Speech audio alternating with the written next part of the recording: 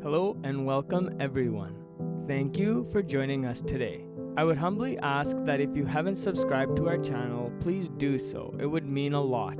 The situation is getting worse for the Christians of Pakistan along with other minority religions like the Hindus and Sikh. A human rights group in Pakistan called Human Rights Focus Pakistan is urging Pakistani authorities to control the hardline religious groups and their violent demonstrations.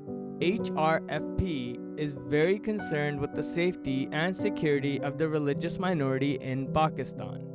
Naveed Walters, who is the president of Human Rights Focus Pakistan, said that to accept the demands for temporary settlements with such violent religious groups is not a solution, as they are demanding and intending, in fact, to bring the country towards Islamization and isolation from the world. He said the religious groups' demands to protect the blasphemy laws and their direct involvements in many cases where minorities are victimized and threatened are reportedly known. So essentially, these religious groups want to keep the blasphemy law in place, and these are not just a few individuals, they number in the millions. Human Rights Focus Pakistan did an investigation and met with a number of the victimized individuals and their families, and it was discovered that these Muslim groups are responsible for terrorizing the innocent Christians of Pakistan. As you saw in one of my previous videos, two more Christian nurses named Maryam Lal and Noosh Arooj were falsely accused of blasphemy. Their lives and the lives of their families is forever destroyed by the Muslims and Islam. On March 27, 2021, a Christian girl named Mehrab Masih, who is a resident of Brick Kiln Factory of Faisalabad, was found dead. She was sexually assaulted and then she was cruelly murdered. She was 5 years old. This is an evil act, and this little child deserves justice. I hope whoever committed this evil act is brought to justice. This is another family who will not see their daughter grow up. And so this family is also devastated and destroyed. A Christian girl named Muskan Manzoor, age 17, is the daughter of Manzoor Javed, and they are residents of Jaranwala.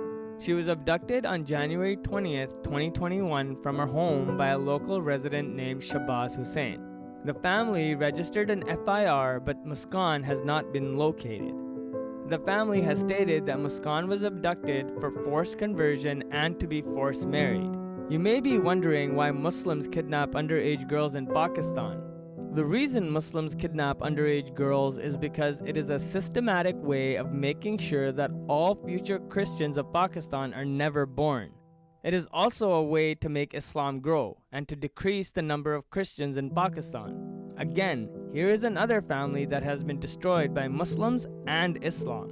Jidaun Masih, who is a 14-year-old Christian boy who is a resident of Samundri. He was sexually assaulted on December 31st, 2020 in the evening. Jidaun's father, Mukhtar Masih, sent him to get some milk from the grocery store. Jidaun Masih was trapped in a home that was under construction by a Muslim man named Malik Maqsood, who then proceeded to sexually assault Jidaun.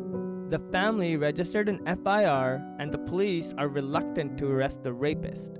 This young boy was sexually assaulted, and the police know who committed the crime, but the police will still not lift a finger to help bring justice to this family.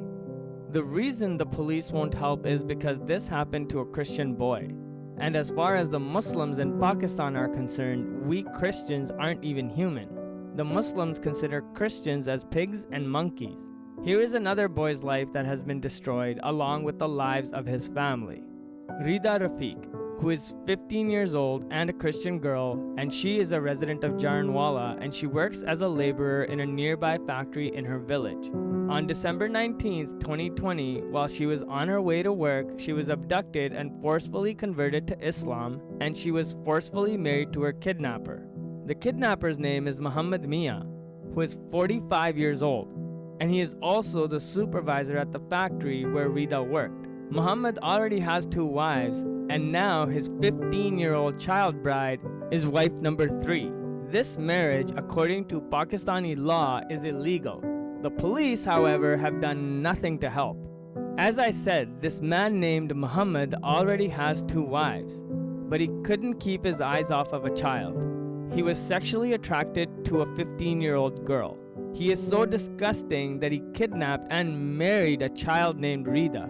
As I said, this marriage is against Pakistani law, but the police have done nothing. Usually the police will say something like, well, it's better that the girl became a Muslim and at least she's following the right religion now. They often tell the parents to be happy that their daughter is no longer a filthy Christian and to forget her. Here is another example of a Muslim and Islam destroying the life of a young girl along with destroying the life of her family. Ernest Pervez, he is a pastor in a local church, and his land was taken from him by Muslims. Ernest is begging for his land to be given back to him. So far, the police have not helped.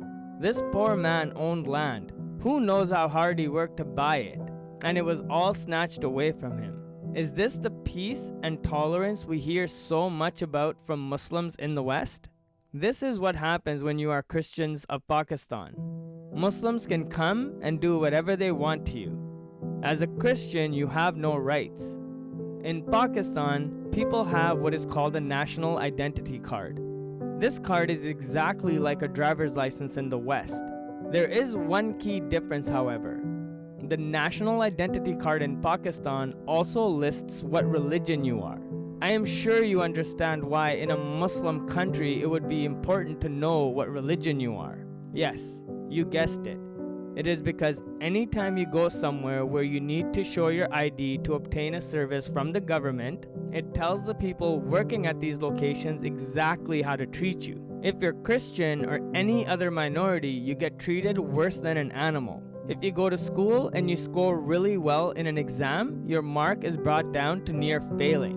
In Pakistan, as a Christian, if you succeed in life against all odds, the Muslims in Pakistan will force you to convert to Islam. In Pakistan, no person of any other religion is allowed to be successful except Muslims. If you would like, you can check out the story of a cricketer named Yusuf Yohanna, who was the only Christian cricketer on the Pakistani team. He converted to Islam back in 2005. There are other minority religions in Pakistan such as Hindus and Sikh. They also get treated very poorly by the Muslims in Pakistan. But the biggest religious minority in Pakistan are the Christians. This is why the majority of violence and discrimination happens to the Christians of Pakistan. I often hear Muslims in the West say Islam is a religion of peace and Muslims are very peaceful people. For those of you who watch my videos, and if you have Muslim friends, ask them if Muslims are peaceful and Islam is a religion of peace, why is Islam and Muslims destroying one Christian family at a time in Pakistan? Remember, it is a few Muslims that do these evil things, but the rest of the Pakistani Muslims support these evil acts by staying silent. And this is why the Muslims that do these evil acts are rarely ever punished. The only way the Christians of Pakistan even come close to seeing justice is when a story goes viral and the people that live in the West start asking, why is this happening? This is why I make these videos. I want people in the West to see what the Christians are going through on a daily basis. The Christians in Pakistan only get treated like this because they are Christians. Today, I just shared 7 names with you, and each of these families have been destroyed by the peace-loving Muslims that we hear so much about in the West. I sincerely hope that the situation changes for the Christians in Pakistan, and that they are able to get justice, and also for the young girls that have been kidnapped to be reunited with their families. I thank you very much for checking out this video, and as always, please pray for the Christians of Pakistan. Thank you.